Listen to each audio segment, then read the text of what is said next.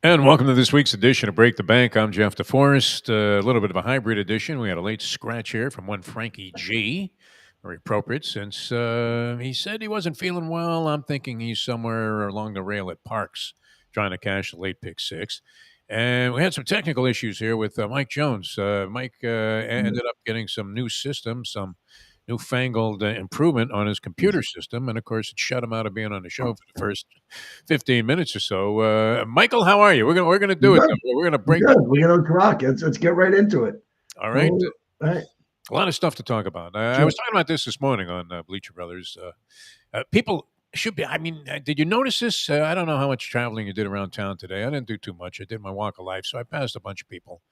And to a person, it didn't matter. It could be a young guy, a good-looking girl, older people that were going to the beach, people that weren't doing so well health-wise, that needed the assistance of a nurse just to get up and down the block. Not one passed me without stopping me and saying, "Do you believe this? We're out of the cup." The NBA Cup, as the Heat got eliminated last night. I'm thinking that obviously wasn't happening because nobody gives a flying one about the NBA Cup. Is that probably the worst conceived, most ill-conceived marketing scheme since New Coke came out? And, Well, now that it's on Prime Video, you can't what even do see you it. think? Yeah, you can't watch it unless you have Prime Video now. So that's where the games are on. But yeah, it's an interesting team. I mean, they go to Vegas now. The win goes to Vegas. I think Eric Spoelstra got mad at the team. Goes, "Don't you want to go to Vegas?" I think he said it one of the timeouts, and it's just interesting. I like the concept. It's interesting. It's just something to get the November and December early season going, and we'll see how long it lasts, but. You'll get some guys playing hard because each guy gets $500,000 if they win. So for the bench guys, it means something. I mean, sure the stars don't care, but you're playing for those guys too as your teammates. So I find it fascinating. I think OKC wins it, but last night the Heat went over in the second half. I think they did a three from the 6-minute point in the third quarter on. They kept taking them. So you're not going to win doing that if that's the way they play. So Didn't they rattle off the first 15 points in that game? Yeah. Norman Powell probably had 7 or 8 open looks, it looked like. And Yeah. you could see him as he started missing the first 3 or 4, you could see him starting to push the ball. And I was like, here you go. And, that's what caused it. Tyler Hero had a shot to cut at the 3. Hero missed an open look with like a minute and 10 to go. And then it went to 11 or 9, I think it was. And then you lost. But yeah, just frustrating for a Heat fan. I was watching the game and it was interesting. I love the cup in the middle and they get the new floors and all that stuff. It's just an interesting whole thing. And the good thing is, it's a cup game because you can see the cup on the center, in center court. So, when it counts. But the Heat there was the best performance in the cup so far in the 3 years it's had been here. That's the only way I know it's a cup game. Is I see the weird floor, and I'm thinking either I'm dropping acid again back in the '60s, or this must be an NBA Cup game. So it takes on some manufactured significance. I would think. I know the $500,000's a decent incentive, and you were around a lot of pro athletes. One of the things I always found fascinating, I would have certain guys that were relatively star caliber on television shows. There was a show we were doing that we were paying the guests $400 in a check every time they showed up as a little appearance fee. And it amazed me the high percentage of people that copped that $400 check. These are guys making $20, $30 million a year that actually didn't even get down the block. They didn't even get down Chrome Avenue, and they had already stopped at a check cashing store to cop the cash. Yeah. So, I guess money is an interesting incentive, even if you have a lot of it. And so that may be something that pushes the players. The trip to Vegas probably isn't bad. I don't know, with all the load management and all of the times that you're so disappointed that a guy's just not playing, and he's not playing a second game of back-to-backs. You have all these different conditions now under the heading of load management that they'd want to play an extra couple of games, or any teams would, without being rewarded in some fashion. And that's been suggested that maybe they should get like a half a game in the standings for being in the finals, and a full game if they win the NBA Cup. There was talk that they would be guaranteed 1 of 10 slots. Like there was talk in the original, the playoff spot would be automatic if you got in. So you'd be seated. If you didn't make the regular season, you got seated 10th and you automatically been. So the East, say if Miami, Orlando wins it and they fall off the cliff, they would automatically be the 10 seed at worst, and they move up if they go.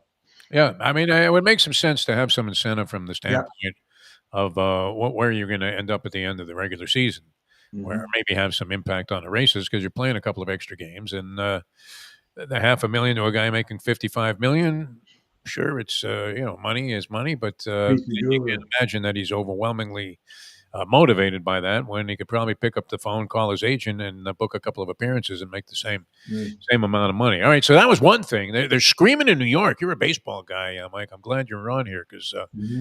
I was fascinated today. The reaction, and this is typical. This guy David Stearns, all of a sudden, is there a general manager outside of Leon Rose that's safe in New York City right now? 'Cause all our teams suck, with the exception of the Knicks. You have issues with your man Joe Shane with the Giants. The Jets general manager spot should always be under question because it was a seat Mm-hmm. once occupied by Mike Tannenbaum. And yet, this David Stearns, who was supposed to be some kind of guru, he hasn't really done much. He did sign Juan Soto last year, but Mm-hmm. that wasn't exactly some kind of clever maneuvering. He just had more money than anybody else, and then he offered him the suite for the family, and that was it. So he moved across town, Juan Soto, to the Mets. Did it work out great? Came on sort of strongly in certain categories at the end of the regular season, but the Mets faded out, and in the meantime, they traded the very popular Nimmo. They got back some veteran talent, but I don't know if they really won that trade. The Met fans were upset about that. Now they lose Edwin Diaz, and I believe, is it all over? Are they playing taps for the Mets? Did Pete Alonso sign today with the With the Baltimore? Orioles. Yeah, with the Orioles. Yep. So what happens now, my friend? They're What do you? going in a different direction. I guess they didn't like not making the playoffs. Steve Cohen's a tough guy to mess around with. So I think that they're heading a little bit different. I think Alonso's time was up. You could tell by the things you heard last year. But yeah, losing Diaz is interesting though, because guess where he went? The rich get Where would richer. you think? Yeah. Yeah, And the so Japanese kid looked great last year. It wasn't good yeah, enough for the Dodgers, so they yeah, went out and they got this guy for 23 million a year, 3 years. sure. Well, they had problems in the pen all year. They were struggling there, so they figured the one asset they needed was that, and they got him and take him away from a team that could challenge you. I think it's a great move. You Could know, could swing some odds. Although yeah. you would imagine the Dodgers would have been heavily favored again. And then, Mhm. of course, there's the CFP. Now, these games will be handicapping them next week and starting to dive into it. You don't have the first round of games until what? The 20th. Yeah, I think some may take place on the 19th. 19th. Yeah, 19th is Alabama, Oklahoma, and then a triple header on the 20th. Yeah, And, interesting lineup of games, but nonetheless, there are a lot of screaming going on. Notre Dame, this guy, sure. Pete, don't call me Kirk Bavacqua. And I can still hear Tommy Lasorda with that dripping sarcasm during that Bavacqua rant going, a guy like Bavacqua, we Yeah, would send a limousine for him. I did talk to Kurt Bavacqua on the air a couple of times. He was an acquaintance of a friend of mine, and we had him on. He's actually hysterical talking about this stuff. And he tells a story about how after the rant that Bavacqua had sent a limousine to pick up Tommy Lasorda at his hotel when I believe he was with the Padres at the time. The Padres were taking on the LA Dodgers. So he took that whole thing with a sense of humor. But the Notre Dame AD, he's not making any friends. no, And you know where I stand on this. I yeah, was screaming in that movie sure. that Rudy was offsides to the point of actually creating a disturbance. Hate Notre Dame. Want to see him lose every game. I would say that there were teams certainly less deserving than Notre Dame. It's interesting. You had a scoop on this. Did you get any further information about your supposed Ukrainian phone call from Donald Trump that was made by Nick Saban Yeah, saying, "I want whatever you got on Hunter Biden"? there's a push out there, and from what I'm hearing, it happens often that they listen to certain people outside of these committees. So he actually referred to it. Hey, Nick, we answered your questions, and he said it on the air, and then people are saying there's more to that conversation. He said it out loud that I guess there was a phone call made to push Alabama over the hump, and then I came up with a better system, I think, that gives you a play-in game last week, and then have the championship games this week. Maybe along with Army Navy or something, or play Army Navy last week with it, and you have a full slate. But I think what you're doing is you're eliminating the 5 teams and letting teams in the top 12 automatically get a bid and not penalize them for the championship game. Because in talking to people that know these things, are in these meetings and these conference meetings that they don't want this conference. It's too much money for the conference championship games to go away. So we got to figure a way that it doesn't penalize you. Like it doesn't penalize Alabama, but it penalized BYU. If you really think about it, there's something wrong there. So And that helped trigger and ignite the whole argument about Notre yeah, Dame. That yeah, they won't say it and they won't admit it. And the question from Reese Davis was put toward the AD at Arkansas, and basically, I believe this, and I don't think anybody's going to convince me otherwise. That once Duke won that game, Miami was in. They were not going to let the ACC stay out of this thing. I mean, it would have been totally to put James Madison in there and not have an ACC, a Power 4 team in there to me is So that's what I thought really happened. And then well, getting you had more an interesting theory about the ACC championship game, or any championship game for that matter. I don't know if the criteria yeah. for the tiebreakers are the same in other conferences, but you would think the number one piece of information you would want is head-to-head competition. All right, so Miami doesn't play these teams; they don't play each other. 6-2, they're all 6-2 conference records. Mhm. But the second piece of criteria that you should consider, second consideration, should be who's ranked better. Sure. Uh, Absolutely. I said it on all the outlets I've been on. What you need right now is you have to sit there and say if there's 2 or more teams tied for a position to get in, it's the highest ranked team if they don't have a head to head. So if there's 4 teams and they played head to head, the best record, like the NFL did for years, that works. But if they don't meet, you have to put forth the highest ranked team, and it would make teams in there so they don't have to worry. What secures Alabama in this situation is if you're in the top 12 going into the championship game, you deserve a seat. So the way I pinned it out would be Duke would end up getting a crazy bye and then reseed because they won a title, which I don't have a problem because they're not playing a home game. If Duke wins the ACC championship, I mean, it would be Miami, Virginia, my tiebreaker. So you'd see one of those teams legitimately get in. And if Virginia won that game, let them have a bye at number 4. And then you play the 5 through 16 teams play to get in, and now you have your 12 teams. You just reseed them after each week. It looks like, like the football used to do this. I don't know if they do it now. I think they still do, where if the 7th seed wins, he automatically gets the 1. But if the 1, 2, and 5 win and the 6 wins, the 5 goes to the 3. They don't know exactly what happens until after the whole weekend finishes. And I think that's what they have to do in college football. Just reseed them, and then nobody has a gripe, and then you get the right matchups that you would have. And then that's what I think should happen. Then you would have a play-in round of 5 games last weekend, which would be great. And the way I had it set up, it was you would have Oregon play USC, you'd have Mississippi play Utah, and then you'd have 3 really interesting games with Texas A&M, Vanderbilt, and then 2 great rematches in Oklahoma, Texas, and Notre Dame, Miami. So then those winners advance to those 5 unseeded teams, and now you have a real tournament, and nobody can complain because, hey, 16 teams got in and had a shot at it. And then everybody's playing 13 games to start the tournament. So you don't have the conference championship games having one more game played than the other teams in the tournament. So there could be injuries, things that could happen. So that's all I thought. I thought there's a way to break this down where you have like a play-in round, and then and that play-in round can vary each year by the basis if there's not enough teams 1 through 12 that come first and second in your conference. But I think those Power 4 conferences will always have 2 teams playing in the top 12. I think this was a weird year for the ACC. No doubt about it. I mean, there were people, I remember talking about this bet, a prop bet before the season started. You were only getting 2-1 if you took Clemson to go undefeated in conference play. Right. Came right out of the chute and fell on her face, took a pratfall, and that was it. So whatever money you wagered on that, if you were on the side saying that Clemson was going to be good this year, that went right out the window. And I always love that when you're ruined, the horses break from the gate. And by the way, we do have to mention that the Bleacher Brothers A.J. Johnson stable now has its first victory after last Saturday's second race at Aqueduct. That's awesome. Where, one of AJ's horses that he invested in, Jiggity jogged at 7-2, and looked like the real promising deal. So some good horses in this. Congratulations. Yeah, well, that was nice. That's got to be a thrill.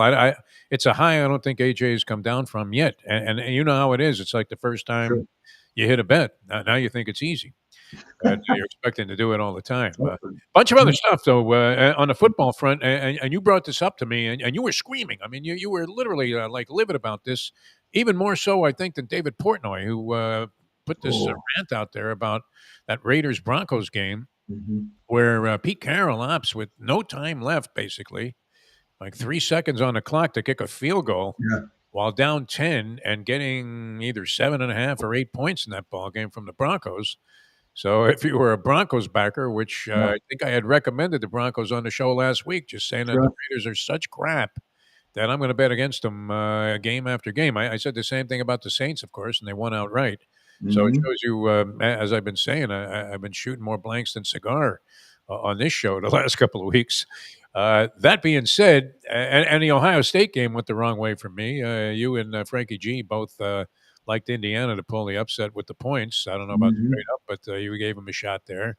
Yep. And were it not for Ryan Day syndrome, I think I win that ball game. And then, of course, you lose all chance when the kicker shanks one and yanks it straight to the left. Mhm. And so many opportunities there. Ohio State probably in the long run had a slight advantage in overall play. If you were scoring it like a fight, you had Sure. legitimate judges. Probably give the edge to Ohio State, only giving Indiana the credit for the fact that they hung in there when it seemed like that they should have been overwhelmed. But that was far from the case, and it'll be interesting to see how the bettors relate to these second round games when Indiana and Ohio State are back in action. Because I think most people feel like Ohio State is just going to roll there and deserves every bit of the favoritism they're enjoying right now in the odds. But the other stuff, I mean, this business, and there's so much talk about betting. Here we are trying to break the bank about how betting will be the ruination of sports as we know it. That it'll never be the same. They'll never bounce back from it. And the assertions that were being levied against Pete Carroll that Yeah. he was in on the fix. The game also went over. Now we've seen many games change in the final seconds with a backdoor Mhm. cover and things like that. Yeah. But you rarely see it change on a last second backdoor cover on a field goal To when end the game. there's no chance to win the game. Yeah. The problem is here's what happened for people who aren't know, but this is for all the Denver bettors to rub it in. But Yeah, man, you 21-7 game.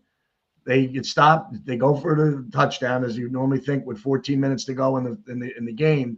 They don't kick field goals now. They play it all differently.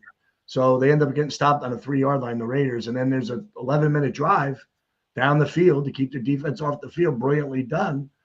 And they get down they kick a field goal, right? The Raiders get the ball. They get the ball back, after an onside kick. The Raiders score, make it 24-14. Then their onside kick comes in, and they actually get a first down. And then something happened where they must have had a penalty that they during a play that they didn't call. The penalty stops the clock, but if you don't take the down back, it's actually like a timeout for the defense. yeah, So it becomes a third and an 11 play at the 31-yard line, and they run the ball for like 7 or 8 yards, and they get it close to fourth down. Now the time's running down, and Sean Payton's calling the timeout. Now I will guarantee you, 20 years ago, Sean Payton coaching, Andy Reid coaching, Bill Parcells coaching, you're kicking the field goal there to go up 2 touchdowns in a 10-point game. yeah. You're kicking it. Now they go for it because it's like we can end the game and we don't have to put our defense on the field and it's not going to matter. Well, here it goes. They run a stupid play up the middle. They could lose his yards. And the Raiders have no timeouts, and there's like a minute and 10 to go, and they go down the field. They get to 15 seconds. They're spiking the ball. And then here comes this rollout by Kenny Pickett, and he gets the ball all the way down to the 30-yard line. And then inexplicably, the safety stops the runner from giving the ball to the referee and hits the ball out of his hands. Like, why would he even care? They're not going to run another play.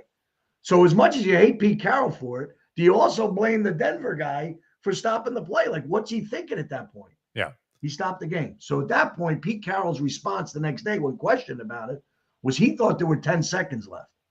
And then he definitely thought there were 8, he said. I thought we had a chance to get the field goal, get an onside kick with a second left and do it. And I think that's what happened. And once he saw there was 5, they were already lined up for the field goal. So he said, that's it. That was his Pete Carroll statement. So It looks like this. If there was 7 seconds to go in the Are game, there I'll buy it. any curious bank transfers that you Yeah, saw well, involving there was a these nice guys? meme put out with Pete Carroll at the window in Vegas, cashing a ticket, which I thought was very funny, but not funny. I sent it to a guy who had Denver from big money, and he wasn't. Yeah, He said he was yelling fix, but to me, these are the things that I've always said that you should have to play out a game. These dribbling the ball out that used to work. I think they should be charged a technical for a delay of game technical if you don't try to score, just to protect the integrity for the better. Just little things in basketball, I feel like that. And same thing in football. Like if you're losing the game, you should play the game out. But football with injuries, I understand why you might want to just take a knee and leave the game if you're down 30. But in this particular case, I was very, very awkward to watch. And I'm watching this going, he's going to kick a field goal here. Like I'm thinking if he gets a touchdown, you lose 24-21. I'm like, okay, at least it happened. You saw they were trying to make a play. sure. But this was weird because not only did it affect Jeff, you have live betting now. Not only did it affect the game and the total, it affected the second half of the total. Second half went over to a total when Raiders covered at 2.5. You actually cover them with Denver because they were laying 2.5 up 14-7 at halftime. So that affected that too. So just a crazy, crazy result there.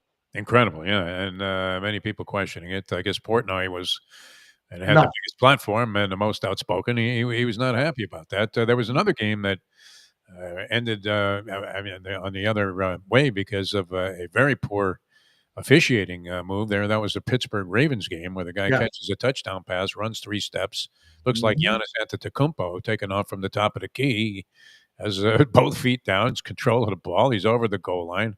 Guy swats it away after he takes the third step, and they rule it an incomplete pass. Yeah. Now, Pittsburgh would have covered anyway. I think they were getting 6.5 points in that ball game. So it didn't impact the Pittsburgh backers, or wouldn't have, but certainly affected the money line where and people that were buying points thinking that the Ravens. Here's Pittsburgh coming off an horrendous performance the week before, where Rodgers looked like a shot fighter. All kinds of talk of turmoil. You're seeing AI pictures of Mike Tomlin in a Penn State jersey. I mean, they were done. They threw in a towel on the Steelers. Come back, have a really nice ball game for the most part, but by all rights should have lost. And that impacts a lot of things, whether or not the Ravens make the postseason, Yeah. and has Pittsburgh in a position this week where they're favored over the Dolphins. So there was that. And then, of course, I don't know, did you get a call from the Indianapolis Colts before Philip Rivers did? I know you played some football. 44 years old. Holy Willie McCovey, faux. It's Moses Malone time here. Faux. Hey, I mean, he's been out of football for 5 years. Well, I'll give you a little scoop here. So Yeah. we'll break a little breaking news. So I have a friend whose son coaches with Phil Rivers in Alabama at the high school. He's been throwing all year long, 15 minutes after practice, stays in shape, goes to the weight room. And from what I just understood, that these calls have been occurring over the last couple of years, but never worked out. Okay. And now because of the Colts situation and Shane Steichen being there, and they coached together, Steichen was his quarterback coach with the Colts, and there was some stuff happening. I think that's what really made this all come through. And I think their situation with Riley Leonard being hurt, I think if Leonard can go, Phil's not going to play. But I think it's only out of emergency. But they're looking at a guy they think can help him, and I guess he convinced them that he can. And so they're taking a crack at it. I mean, the players are going to have fun with it. I mean, it's just remarkable. He never had great movement anyway, and now I'm sure you haven't seen him in 5 years. I'm sure he couldn't run a 6.040, so he's not running away from anybody. The under rushing yards would be probably a virtual lock with him because he's not going to run. He probably won't run the push. Of course, you'd end up He'll take a knee if he wins. So if it's uh, it's a good prop bet if you look at him. But no, it's a fascinating story, and it's great. But it also tells you where is the quarterback position in the game today. you imagine? I mean, there's not some I guy mean, in the practice that's squad. you got to figure that if you're not in the top 60 quarterbacks, that you're going to have a guy 44 years old who hasn't played in 5 years come out, and you're one of these guys that are on a taxi squad somewhere, and you don't get called, in a practice squad. They were close to exhuming. That was the next move. Exhume the body of Johnny Unitas. What are you talking Yeah. about? I would have been less surprised if they signed Joan Rivers or Mickey Rivers or Johnny Rivers. But the story really is he's been prepping for this. This is not Okay. something he just started. He's been working on it, the idea. So this love makes that kind of sense. scoop. It makes sense to the Phil Rivers and people who know him. It doesn't make sense to the rest of the football world. All right, let's try and make some money here. All right, let's we do don't it. have Frankie G, so we're down to 2 men handicapping. My Mhm. handicapping has been for absolute squadooch of late. So going to try and bounce back, although very shaky votes on almost all of these games. Mike is usually the guy that has strong convictions about this stuff. All of these games are in the pros since college football essentially has a week off. We do have our three community games, so we'll start there, and we're going to start with the Monday night game, which involves the Miami Dolphins, the surging Miami Dolphins, my friend, the Hot. surging Miami Dolphins. They've won four in a row. They're sitting there in a semi-realistic position to even make the postseason. I guess they need to run the table and have a little help on top of that. Yeah. I figured if they went 10-7, they get into the postseason, and you would have to say that that constitutes an incredible turnaround on the Yeah. year. They're getting 3.5 points on the road against the Pittsburgh Steelers. It's been cold in the area of the country, that area of the country. So there's a chance that Miami goes up against its biggest nemesis, which is sub 40-degree temperatures, where they have an abysmal record as a franchise. What are you seeing? Pittsburgh, literally, I was looking for their scores in the obituary column just a couple of weeks ago. I figured they were dead. And nice bounce back game against the Ravens, although they nearly coughed it up after leading predominantly throughout the game and seemingly in control of that game. They almost lost it, probably should have. What do you make of Miami and Pittsburgh? Pittsburgh, last I saw, was laying 3.5. There's two things here. You probably really like how hot Miami is, and they're playing very well on both sides of the ball. Haven't played to the competition that this is a step up in the competition going to play Pittsburgh. But here's the factor. As much as I want to bet Miami, I'm going to go to that Jet factor that I know that the Jet teams coming off a game with the Jets are 1-12 against the number. And that's going to sway my pick to the Steelers, who really kind of need the game. They're staying ahead. They showed me a little bit of heart last week, and Aaron Rodgers challenged the team, to get more involved with outside endeavors outside of the facility, and people aren't paying attention and people aren't running the right plays. And I think the challenge was accepted very well by Mike Tomlin. I think they're on the same page, and I like what Pittsburgh showed me was a gut-checking win, the 6-point underdog covering and winning. Yes, they caught a break. That play, if Lively catches that ball at the 2-yard line and takes those 2 steps and reaches the ball over, and then it gets knocked out of his hands, it's probably a touchdown. So because he caught it in the end zone, it's just all these different crazy rules. So maybe Pittsburgh doesn't get it, but I'm going to lay the 3.5 in this spot on the basis of that Jet number that I keep referring to. That's been pretty good for me all year.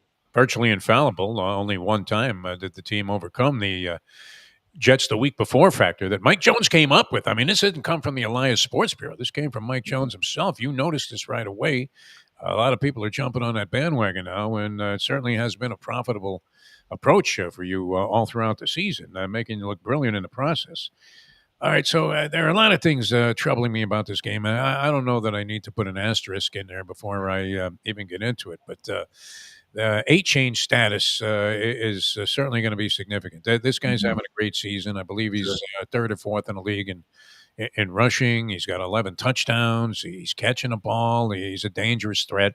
And he's allowed Miami to run the football, which does a lot of things because a lot of positive things, not the least of which is it takes the ball out of Tua's hands and doesn't put too much pressure on him, where he has been wildly inconsistent all season long. It almost looks like at times he forgot how to play football. Now, you're also, if you're taking Miami, you're not necessarily counting on him to win 5 straight, which I said this early in the season. I took serious ridicule on one of our morning shows from Jason Cole, a longtime NFL insider, who writes for a site now called the 33rd Team, which is run by, oddly, Mike Tannenbaum started the site.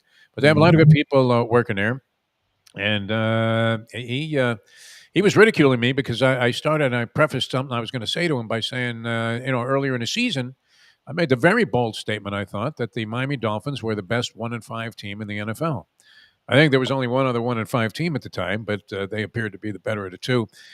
They dropped to 2-7, looks hopeless. They fire Chris Greer, and since that time, they've done nothing but win. So I think they've gathered enough momentum to have a shot. This is all contingent. My pick is scratched. I'm going to make it contingent on 8-chain starting the ball game. That he is part of the equation and was part of the game plan that they knew he was going to play.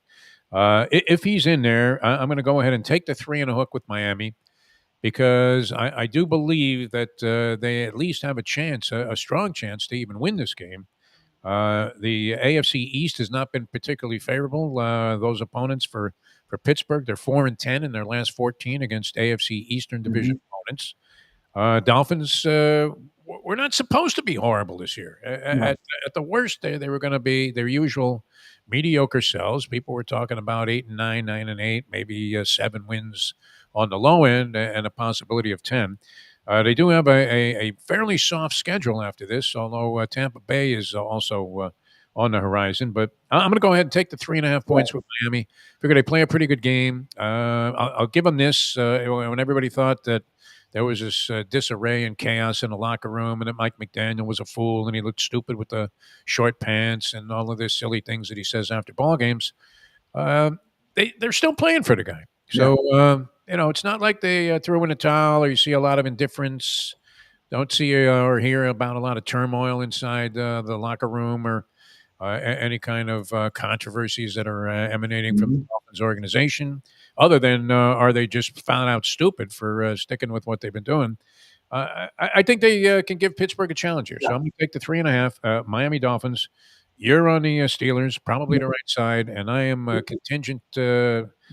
contingently, is that a word? On the board with the Miami Dolphins getting 3.5. All Two right, quick comments. Two quick comments there. A Chain's over under prop is 80.5. Saw it come out today, which tells me he probably is going to go. okay. I would probably bet that prop being Pittsburgh is allowed over 160 yards rushing in the last 4 games and one of the worst rushing defenses in the league with all their money that they put out and their stars. So they would have to shape up that part of the defense instead of teeing off on Tua. So I would think A Chain would be a good thing. And then, of course, you have their matchups against the AFC East. They're 1-2 against the number, and it took 5 turnovers by New England and 2 inside the 5-yard line for them to lose that game. So, you really you might be on the right side here. I'm just going with a theory and going with the numbers on against, but the number to me seems kind of high, but I'm going to still ride it with Pittsburgh. All right. So we disagree on that one. So 50-50. Flip a coin. Rams and the Lions, another real interesting proposition here. The Lions have been tough to gauge. They've been kind of up and down. Early in the season, they were killing it against the point spread, and they've tailed off since. The Rams, just when you thought that they were the best in the league, they incurred that improbable loss a couple of weeks ago. They bounced back nicely, and a real strong performance. Looks like they're having a great time. McVay seems to be back on top of his game. Matthew Stafford, MVP candidate. And it's interesting always whenever the Lions and the Rams play with the Goff Stafford dynamic working there, Mhm. having swapped quarterbacks. Lions getting 5.5 in this one. What do you think? Now the Lions followed one of the trends that you've been playing very strongly for a long time, and that is much like the post Jets trauma that teams incur in losing the subsequent week to the point spread. The Lions always bounce back from losses, which they did last time out and played well for Dan Campbell. What do you think about the Rams and the Lions? Lions getting 5.5. I think their Lions season's on the line. I don't know if they win the game. I think they keep it close. They're coming out. Got a little extra bye week, that mini bye, because they played on Thursday, so they have that extra time to heal up. I know the Rams had a little bit of a laugher throwing up a 45 spot against the Arizona Cardinals. Yeah, I'm going to take the 5.5. I think the number's kind of a little high here. I think they show up. I think they play well, and we're going to see if the defense can hold down that high-powered Rams offense. And so I'm gonna grab 5.5 for Detroit here. All right, you got a couple of guys out in the secondary for Detroit. Mhm. They've been staggering around with injuries really impeding them. They managed to go 15-2 in a regular season last year before the injuries finally caught up with them in the postseason. This year, it's been a tougher thing to literally nurse themselves along. Tough time to be missing 2 guys in your secondary, though. But when you're going against this Rams offense and Devontae Adams and Puka Nacua, they've really been clicking. That being said, and this may scare you off of your bet, Mike Jones, you might want to redial up Benny the Book, but I'm going to go ahead and take the 5.5 with the Lions also because they have the firepower to stay in there. It wouldn't shock me if they won this game. They are on the road, but they're okay. They're playing in circumstances that have been very favorable to them in the past. The Rams have won 7 of their last 8 games, and the Lions' injuries notwithstanding, you certainly would have to think the momentum's all with the Rams. But I think I'm with you. I think when confronted with the idea that their season is, as the great late John Feinstein would say, is on the brink, that they find a way to at least fight it out. I don't think they're going to be badly outclassed in this ball game. So I'm going to take the 5.5 with the Lions. So we're in agreement on that one. All right, the third game for the collective games that we had planned out was Pats and Bills. That's a great matchup and a real tough Mhm. pick. What do you think, Mike Jones? Pats and Bills. I've seen that line fluctuate. I had it at 1.5. I saw it at 1. And oddly, and I find this surprising because of the records of the two teams, New England is getting the points at home. Yeah. So they're a home dog while leading the league at 11-2 in the standings. Yeah, you don't see many 11-2 teams as a home dog. They looked really impressive. I thought it was probably the best game any team has played against the Giants this year. I thought they were absolutely fantastic that night. Very physical team. Buffalo gets a smoke and mirrors win. Joe Burrow turns it over twice late in the snow in Buffalo to help them out. They're going to get their tackles back, which makes this an interesting game. Buffalo in a revenge factor. Boy, this is really a tough game that I don't know that I pull the trigger on all the time, but I'm going to ride the coaching staff and the great play of Drake May in this spot and say they step up and get the rare sweep against Buffalo and lock the division in with a win over the Buffalo Bills. So I'm going to take New England plus the 1.5. A lot of evidence to support your position there, Mike Jones, including this last game where Buffalo barely pulled it out of their ass against the Cincinnati Bengals in circumstances that you would have thought would be largely favorable to the Buffalo Bills with the snow and everything that was happening there. They seemed to be hopelessly out of that ballgame at 28-18 late in the contest. They managed to rally and win the game straight up. And I guess failed to cover the point spread in that one because Bengals, I think, were getting 6 in a hook and ended up losing by 5. Was that the story? Mm-hmm. Yeah. So, and the Pats have really surprised me. They're better than I gave them credit for. I was thinking that they were getting very lucky, and I wasn't necessarily the biggest fan of this adulation that was going the way of Mike Vrabel of being the second coming of Lombardi. But I have to say, I've been impressed with what he's done, the way that he relates to this team. Drake May has come a long way. I mean, this guy really looks polished. I'm not ready to anoint him as one of the greats of all time like a lot of people are.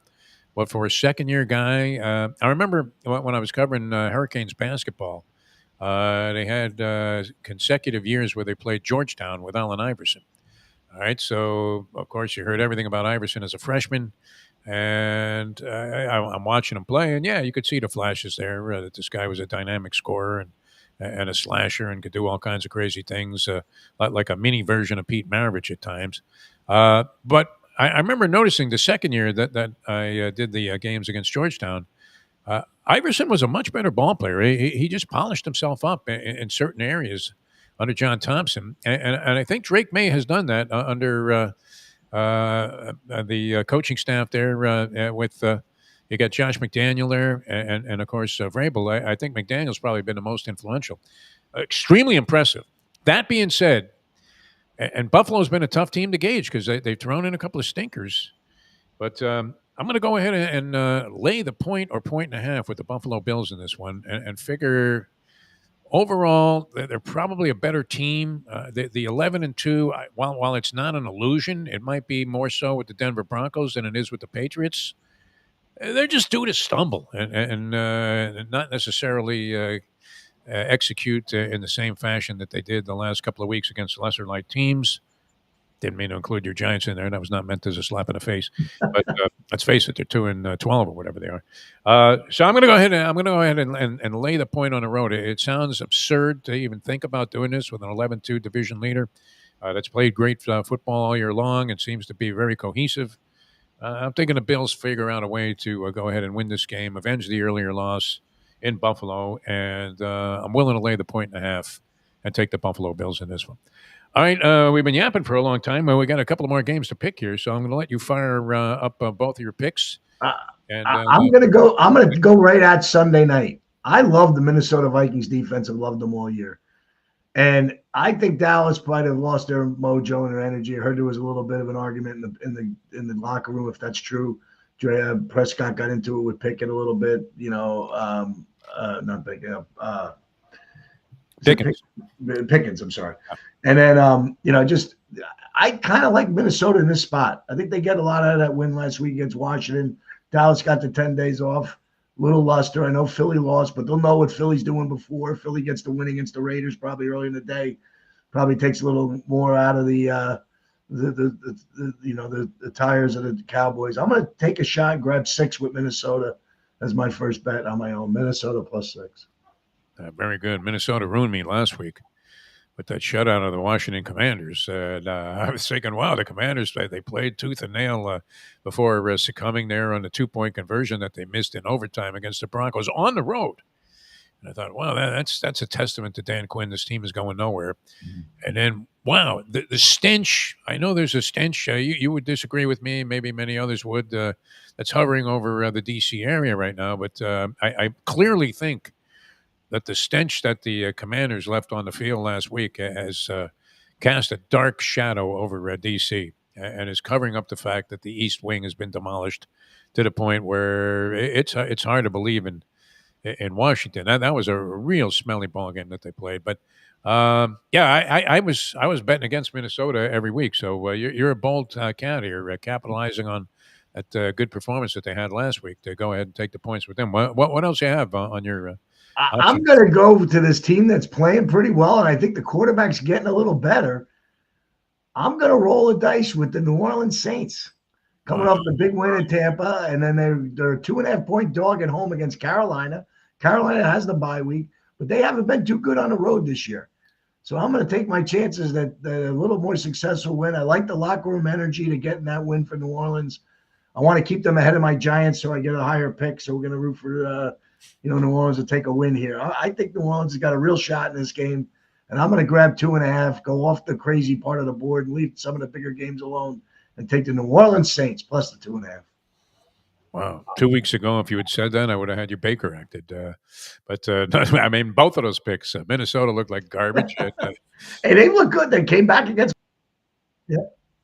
Oh, no, the Saints, yeah. I mean, they've shown, as they say about the horse that's picked for last, who finished last in his previous race. And there'll be the little comment in the racing forum, signs of life. I always love that. Signs of life. So there may be some signs of life there. I'm going to go with a couple of Mike Jones specials from earlier in the season that you seem to have tried now to distance yourself from a little bit, and for good reason, because they've both headed south since a few weeks ago. Tampa Bay Buccaneers were the rage of the league early in the season. Baker Mayfield was being talked about as an MVP. Lately, they've fallen on some hard times. They're in action on Thursday night, tomorrow night, against the Atlanta Falcons. And these two, again, are more plays against than they are in favor of a team having a great performance. Bucs are laying 4 on a hook against Atlanta. They are at home. They really need to straighten things out.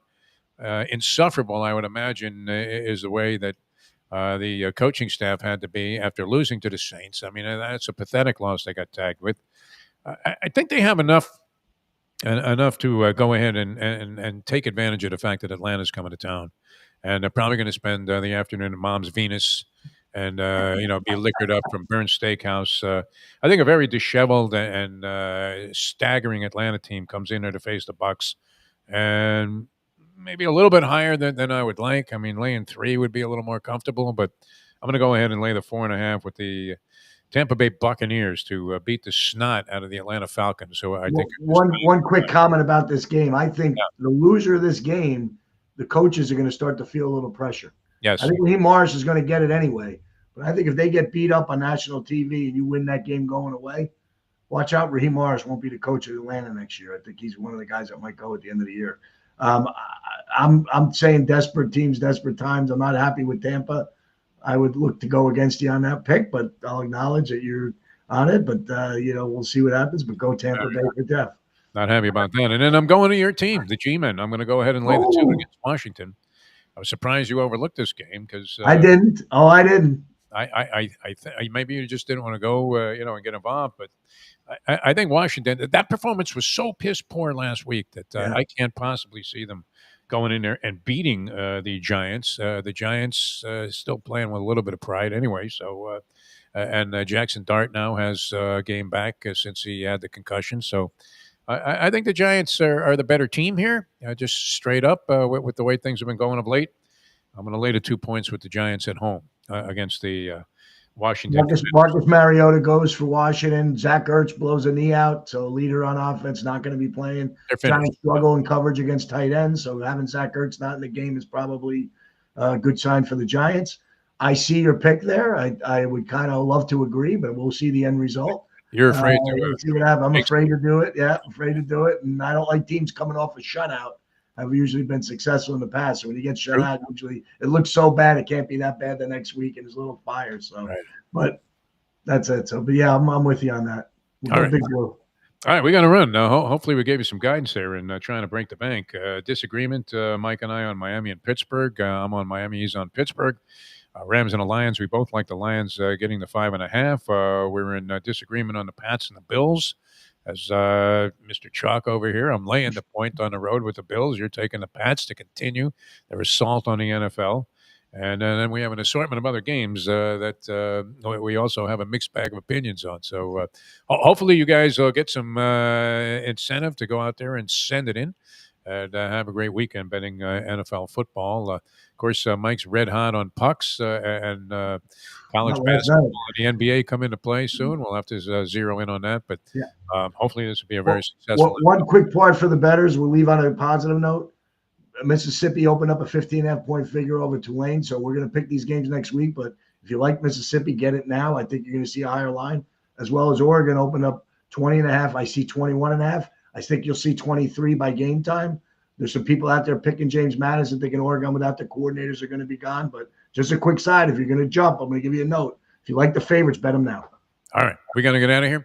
Mike, always a pleasure. Thanks, everybody, for tuning in. Hopefully we'll have Frank G again with us next week. I'm Jeff DeForrest, and we'll see you next time on the next edition